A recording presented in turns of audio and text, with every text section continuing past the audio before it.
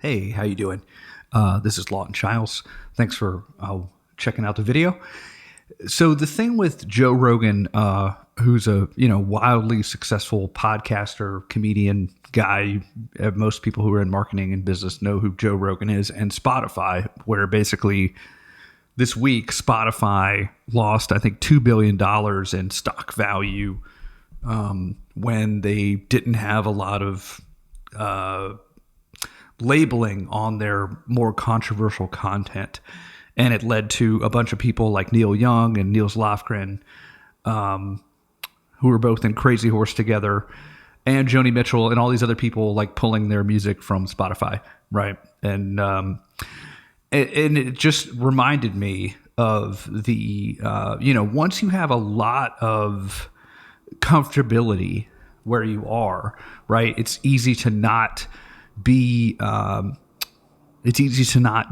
ready for a change, and it's easy to grow complacent, and it's easy to, let the marketing stuff just kind of coast, like, well, I've got enough customers, or I've got enough clients, or I'm making X, right?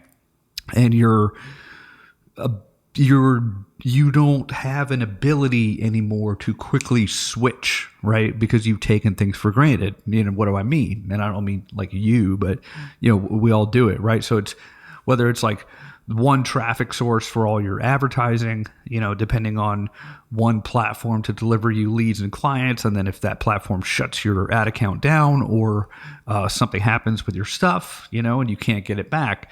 So a lot of it is you just see how some of these companies have kind of grown really complacent in, well, we don't know what to do, if this one revenue source dries up, right?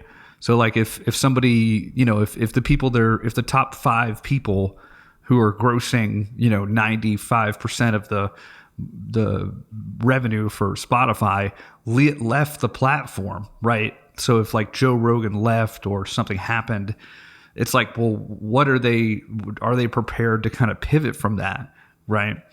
And so it's just a good reminder that, don't just have one channel where all your stuff, like, oh, I'm running ads on my channel, everything's based on my YouTube channel or my email list.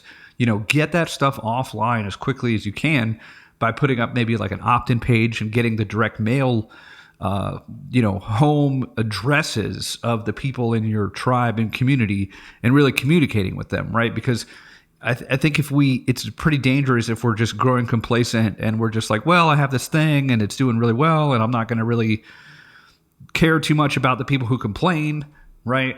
But then once you're not listening to that group of people who has concerns, that can cause you financial, emotional, all kinds of stuff, right? So I think it's an important lesson to, and some people might be like, well, who cares? Those people were overreacting, like, forget Neil Young or whoever, but it does say something when, from the little money that Neil makes from Spotify, I'm sure it's not, in the grand scheme of things, a ton of money. This is willing to be like, listen, I'm not even going to host my music on this platform, right? And Spotify, of course, is motivated by the financial decisions, which, you kind of can't blame them for. At the same time, like, it's kind of they're kind of saying one thing and then doing the another thing, right? So anyway, it's a good reminder to,